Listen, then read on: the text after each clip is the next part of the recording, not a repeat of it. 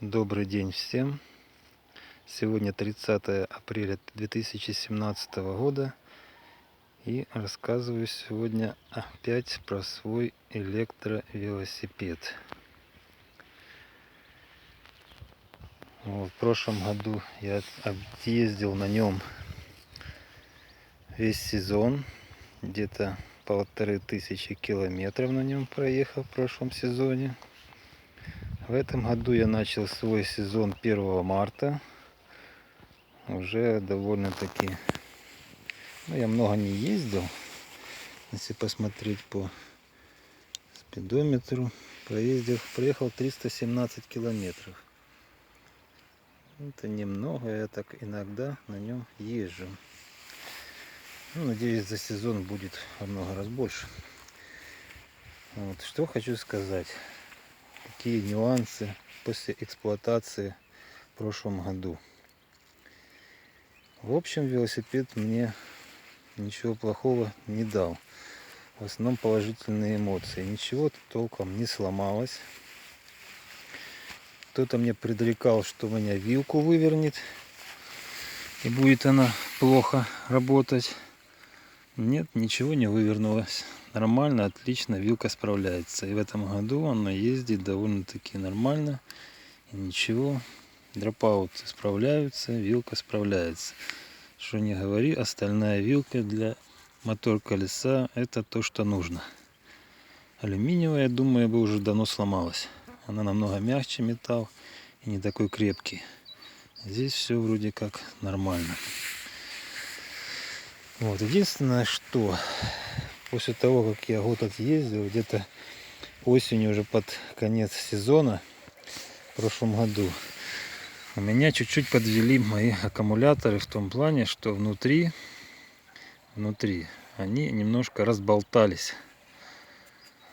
И пришлось сделать ремонтик небольшой внутри самого аккумулятора. Но ничего, все перетянуто, сделано. Все нормально теперь работает. И иногда надо не забывать. У меня здесь контроллер стоит в этой сумке. И все эти провода, которые там смыкаются.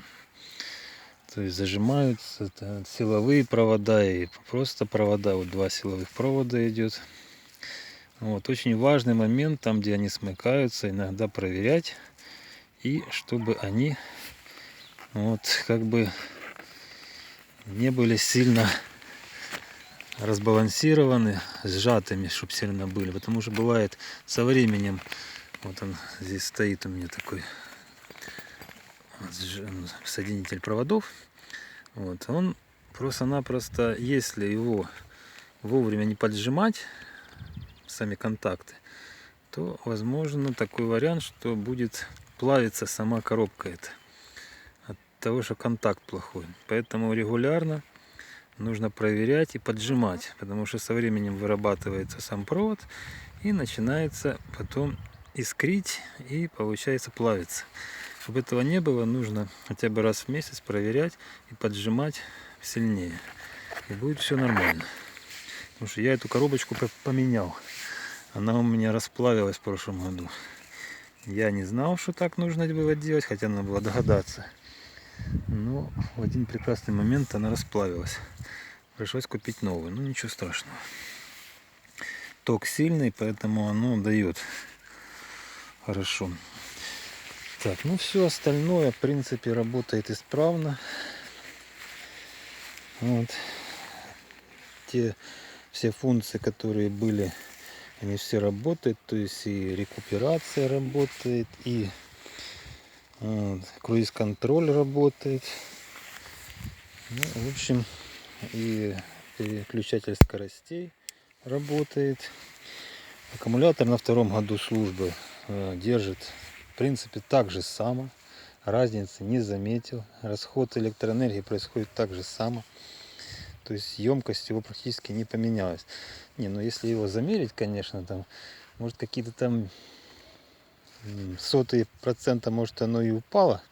Не знаю, но так по тому, как я езжу, оно ничего практически не изменилось. На какие расстояния ездил, на такие он и ездит. То есть второй год как бы уйдет уже нормально. Уже третий месяц будет скоро уже, как я езжу. Ну, 2 месяца отъездил. То нормально все происходит. Сумка меня выручает. Постоянно что-то вожу сюда с собой. Здесь то же самое. Там перчатки, все такое. Спидометр тоже нормально работает. Зеркало очень выручает. С левой стороны обязательно должно быть зеркало. На трассе где-то еще что-то. Очень удобная вещь. Ну, вот, в принципе, вот такой вот тут у меня велосипед. Вот. Еще пока я его ничем новым не оборудовал. Но на втором году эксплуатации пока он меня радует. Ничего не хочу сказать плохого. Поэтому судите сами. Все, всем спасибо. Пока-пока.